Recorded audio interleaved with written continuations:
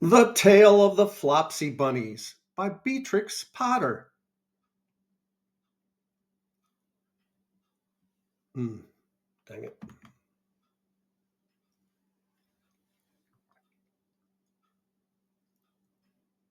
It is said that the effect of eating too much lettuce is soporific. I have never felt sleepy after eating lettuces, but then I am not a rabbit. They certainly had a very soporific effect upon the Flopsy Bunnies. When Benjamin Bunny grew up, he married his cousin Flopsy. They had a large family and they were very improvident and cheerful. I do not remember the separate names of their children. They were generally called the Flopsy Bunnies.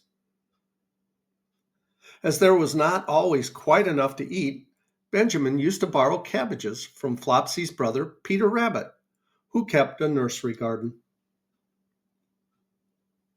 Sometimes Peter Rabbit had no cabbages to spare. When this happened, the Flopsy Bunnies went across the field to a rubbish heap in the ditch outside Mr. McGregor's garden. Oh, excuse me.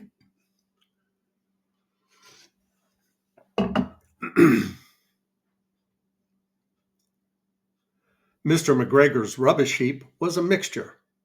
There were jam pots and paper bags and mountains of chopped grass from the mowing machine, which always tasted oily, and some rotten vegetable marrows and an old boot or two. One day, oh joy, there was a quantity of overgrown lettuces, which had shot into flowers. The Flopsy Bunnies simply stuffed lettuces. By degrees, one after another, they were overcome with slumber and lay down in the mown grass. Benjamin was not so much overcome as his children. Before going to sleep, he was sufficiently wide awake to put a paper bag over his head to keep off the flies. The Flopsy Bunnies slept delightfully in the warm sun. From the lawn beyond the garden came the distant clackety sound of the mowing machine. The blue bottles buzzed about the cut. The blue bottles buzzed about the wall. Those are bottle flies, by the way. And a little old mouse picked over the rubbish among the jam pots. I can tell you her name. She was called Thomasina Tittlemouse, a wood mouse with a long tail. Well, hello, Thomasina. She rustled across the paper bag and awakened Benjamin Bunny. The mouse apologized profusely and said that she knew Peter Rabbit. While she and Benjamin were talking close under the wall, they heard a heavy tread above their head. And suddenly, Mr. McGregor emptied out a sackful of lawn mowings right upon the top of the sleeping Flopsy Bunnies. Benjamin shrank down under his paper bag. The mouse hid in a jam pot. The little rabbits smiled sweetly in their sleep under the shower of grass. They did not awake because the lettuces had been so soporific. They dreamt that their mother Flopsy was tucking them up in a hay bed. Mr. McGregor looked down after emptying his sack. He saw some funny little brown tips of ears sticking out of the lawn mowings. He stared at them for some time. Presently, a fly settled on one of them and it moved. Mr. McGregor climbed down on the rubbish heap, onto the rubbish heap. Mr. McGregor climbed down onto the rubbish heap. 1, 2, 3, 4, 5, 6 little rabbits, said he as he dropped them into his sack. The Flopsy Bunnies dreamt that their mother was turning them over in bed. They stirred a little in their sleep, but still they did not wake up. Mr. McGregor tied up the sack and left it on the wall. He went to put away the mowing machine.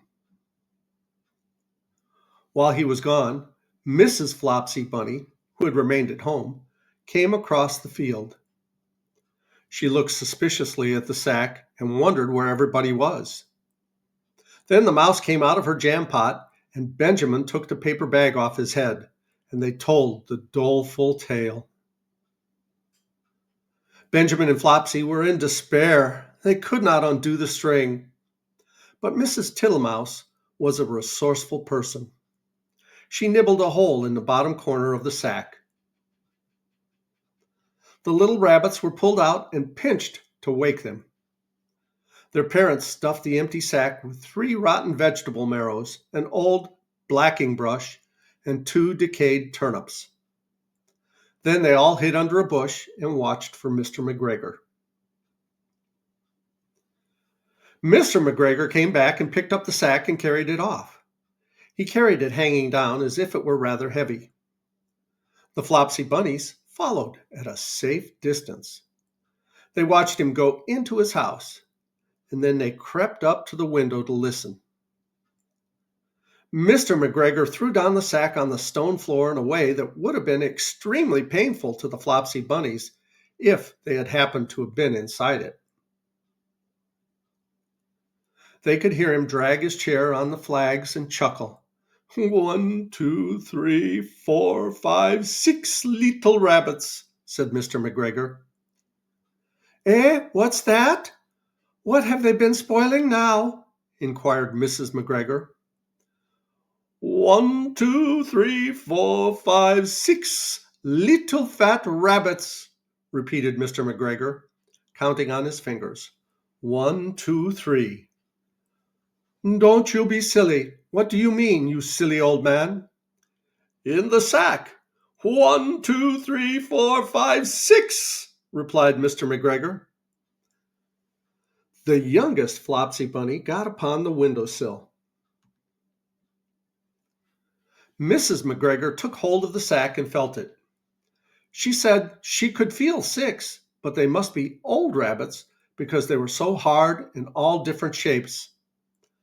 Not fit to eat, but the skins will do fine to line my old cloak. Line your old cloak, shouted Mr. McGregor. I shall sell them and buy myself baccy. Baccy, cut. I shall sell them and buy myself baccy. Rabbit tobacco. I shall skin them and cut off their heads. Mrs. McGregor untied the sack and put her hand inside. When she felt the vegetables, she became very, very angry. She said that Mr. McGregor had done it on purpose. And Mr. McGregor was very angry too. One of the rotten marrows came flying through the kitchen window and hit the youngest Flopsy bunny.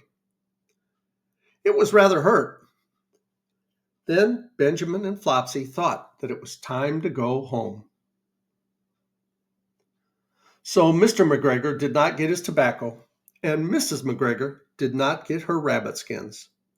But next Christmas, Thomasina Tittlemouse cut.